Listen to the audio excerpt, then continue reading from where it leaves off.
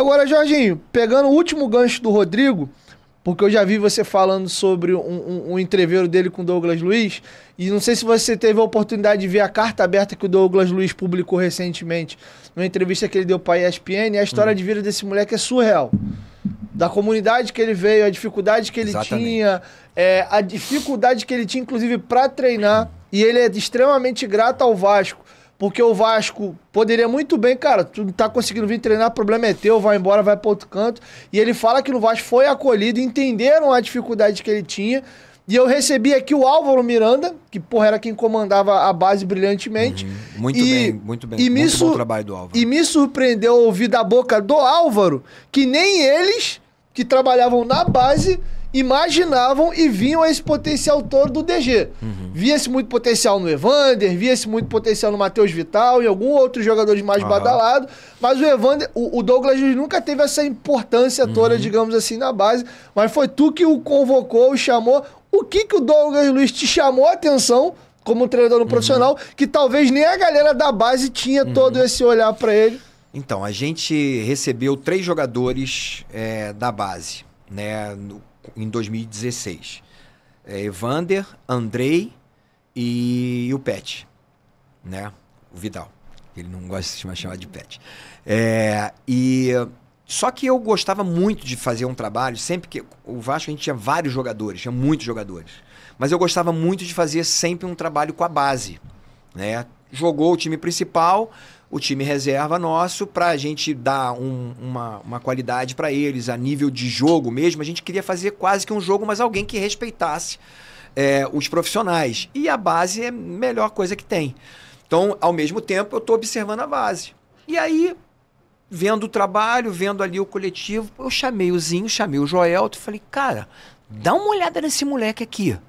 Esse moleque joga demais. E eu tava com essa situação do Júlio dos Santos. Júlio dos Santos, muito bom jogador, um jogador muito equilibrado, né? Tecnicamente, defensivamente bom, mas eu acho que ele poderia criar mais, porque ofensivamente ele poderia chutar, finalizar de fora da área, ele finalizava muito pouco, pisava muito pouco na área. Ele era um jogador, como ele era grandão, ele era mais pesado. E eu precisava de um jogador com mais dinâmica de jogo, realmente um jogador mais leve.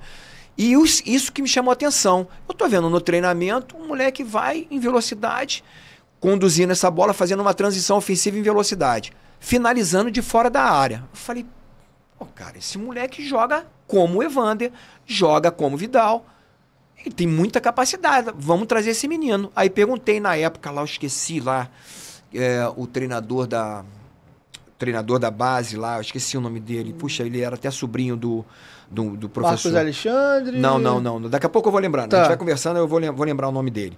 E aí ele falou, professor, eu tô aqui para te servir.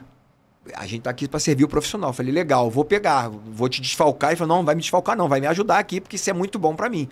Levei o menino e foi o que deu. E mesmo o Eurico falando, não, mas o Júlio dos Santos, falei, pode ter certeza. E o primeiro jogo dele, ele faz um golaço de fora da área. Vila Nova, um golaço de fora da área. Nós perdemos esse jogo, mas ele fez um golaço de fora da área.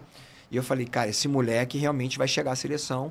E é muito bom. E aí, que você falou, né, sobre a vida dele, que ele veio de comunidade. Eu vim de comunidade. E uma vez eu cheguei para ele, eu falei, não se intimide. Saiba que assim como você, né, você tá vindo de comunidade, eu vim de comunidade, e ninguém acreditava em mim. Meu apelido era Gigante, porque eu era o menorzinho da equipe. E eu era muito magrinho, mas muito magrinho. E assim, me colocar, tanto que o meu treinador, meu Djalma, falou assim, não, zagueiro você não tem condição, porque eu fui como zagueiro. Ele falou, não, vai pra lateral. E assim, várias vezes peguei laterais de velocidade, laterais fortes, inclusive, mas não me intimidava de jeito nenhum. E eu falei pra ele, não se intimide, tu tá muito bem, você joga muito, e eu tenho certeza absoluta que tu vai vencer. Então, não fica nessa onda, que você veio de comunidade, chega aqui, fica à vontade. Ele se sentiu muito à vontade, a rapaziada abraçou ele, e ele foi muito bem com a gente. Eu fico muito feliz de ver o Douglas nessa situação que ele está hoje. E de personalidade, né? Muito forte, ao ponto de chegar, exatamente. O Rodrigo foi num treino que a gente foi fazer lá em Pinheiral, que a gente estava fazendo na semana, no jogo contra o Botafogo, na realidade, na semana final do jogo contra... O jogo de final contra o Vitória, que é o jogo de acesso nosso. O Rodrigo foi, tentou intimidar ele, ô moleque e tal. tipo, eu vou te pegar e tal. Eu falei, o quê? Rapaz, ele falou, literalmente, eu te meto a...